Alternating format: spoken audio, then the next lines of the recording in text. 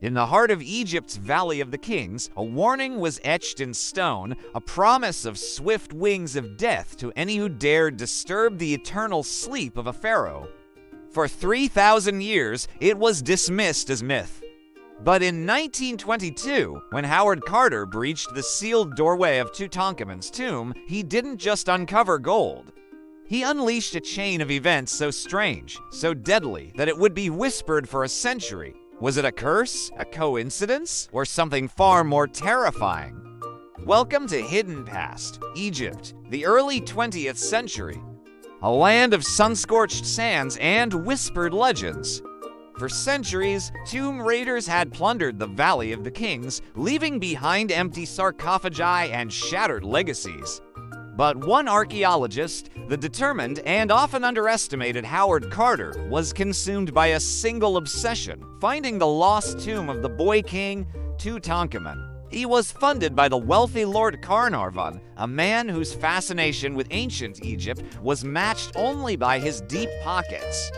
For 5 long, fruitless seasons, they searched. Hope was dwindling. Carnarvon was on the verge of pulling his funding. It seemed the desert would keep its secrets forever. Then, on November 4th, 1922, a young water boy stumbled. His foot caught on a stone buried just beneath the sand. It wasn't just a rock, it was the top of a sunken staircase. Carter, filled with a cautious, trembling excitement, ordered his team to dig. Step by step, they descended into the earth, uncovering a sealed doorway bearing the royal seals of Tutankhamun. The boy king had been found. After years of failure, this was the moment that would define their lives. Carter sent a telegram to Lord Carnarvon. At last have made wonderful discovery in Valley, a magnificent tomb with seals intact. On November 26th, with Lord Carnarvon and his daughter by his side, Carter stood before a second sealed door. His hands shook as he chiseled a small opening. He held a candle to the hole, its flame dancing in the stale air that rushed out from the darkness within. Carnarvon, unable to bear the suspense, asked, "Can you see anything?" Carter's reply would become legendary. Yes, he whispered wonderful things. The antechamber was a chaotic treasure trove. Golden chariots, ornate couches shaped like mythical beasts, alabaster vases, and sentinel statues stood guard, their gilded surfaces shimmering in the candlelight. It was a sight no mortal had witnessed in over 3 millennia. The wealth was staggering, a king's ransom beyond imagination, but this was only the beginning. Beyond this room lay the burial chamber itself, containing the nested shrines and solid gold coffin of Tutankhamun. They had found the heart of the pyramid, the sacred resting place of a god on earth. For a moment, there was only awe. But history has a strange way of punishing those who disturb the sacred. The team didn't know it yet, but they had broken a seal far more powerful than stone and mortar. The first victim was a canary, a gift to Carter. The small bird was said to have brought him luck. But shortly after the tomb was opened, it was devoured by a cobra, the very symbol of the pharaoh's divine protection. The Egyptian workers saw it as a chilling omen. The outsiders, however, dismissed it as a desert superstition. They were men of science and reason, not myth. Then, the curse seemed to claim its first human life. Lord Carnarvon, the man who funded the entire expedition, was bitten by a mosquito on his cheek. He accidentally sliced the bite while shaving, and the wound became severely infected. A fever gripped him, and he grew delirious, whispering Tutankhamun's name in his final hours. In April 1923, less than 5 months after entering the tomb, he died. In a bizarre twist, at the very moment of his death, all the lights in Cairo mysteriously went out. Miles away in England, his favorite dog howled and dropped dead. Coincidence? Perhaps, but the story of the pharaoh's curse had just begun. The press, hungry for a sensational story, ignited the legend. They reported on a supposed inscription at the tomb's entrance: "Death shall come on swift wings to him who disturbs the peace of the king."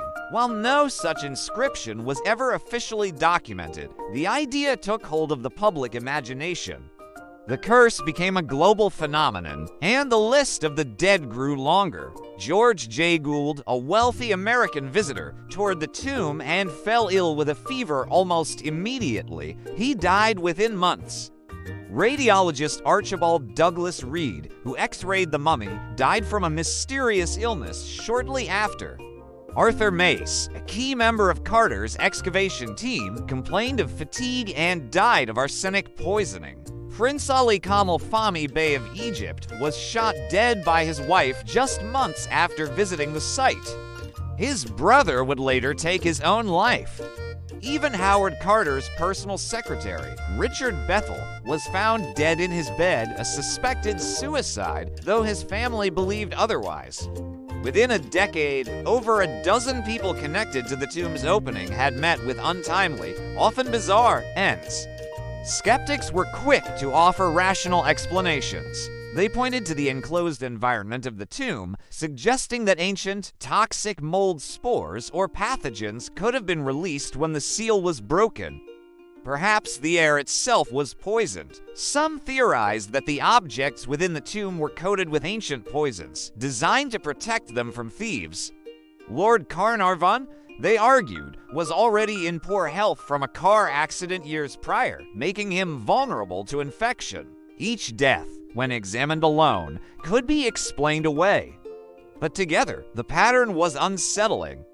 It felt like the deliberate, methodical work of an unseen force. But what of the man who started it all?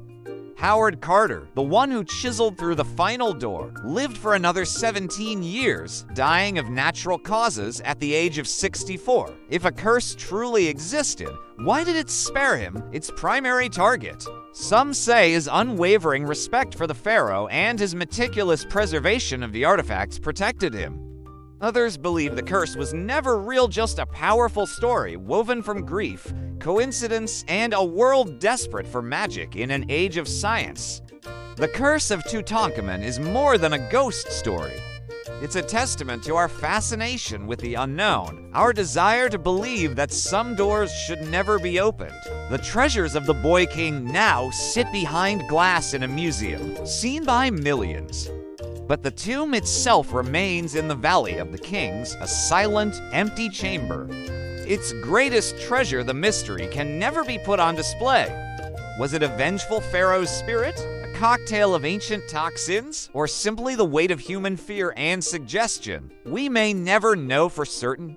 The past keeps its secrets well, leaving us to wonder if, by unearthing one king, we awoke something else, a power that has never truly gone back to sleep. If you love the stories that history tried to forget, subscribe for more tales from the hidden past. Thank you for watching.